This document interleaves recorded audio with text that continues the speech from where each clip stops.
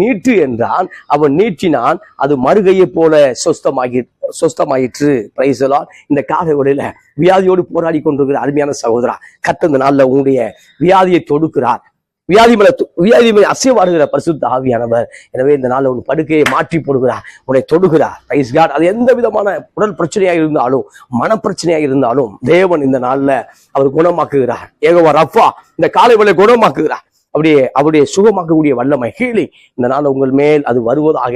Price card. அப்ப சொல்லும் பொழுது உன் கையை நீட்டு என்று சொல்லும் பொழுது இப்ப அந்த கை சொஸ்தமாயிற்று. அப்ப சூம்பின கை, வளராத கை இப்ப இயேசுவின் பார்வை வரும் பொழுது, இயேசு சொல்லும் பொழுது உன் கையை நீட்டு என்று சொல்லும் பொழுது இப்போது அந்த கை வளர ஆரம்பித்தது பிரியமானவர்களே. எனவே இந்த நாள்ல நம்முடைய காரியங்கள் இந்த ஆண்டு நிச்சயமாய் வளரும். உங்களுடைய பிசினஸ் நிச்சயமாய் வளரும். நம்முடைய ஊழியங்கள் நிச்சயமாய் வளரும். தேவன் நம்ம எதைக்காய் அழைத்தாரோ அந்த காரியம் நிச்சயமாய் வளரும்.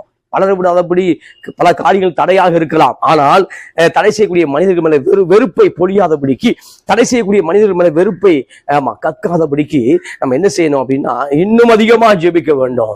இன்னும் அதிகமாய் அவரோடு ஒப்புரவாக வேண்டும். அப்பொழுது பரிசேயர் வெளியே போய் அவரை கொலை செய்யும்படி அவருக்கு விரோதமாக ஆலோசனை பண்ணினார்கள். இயேசுவை கொலை செய்யும்படியாக.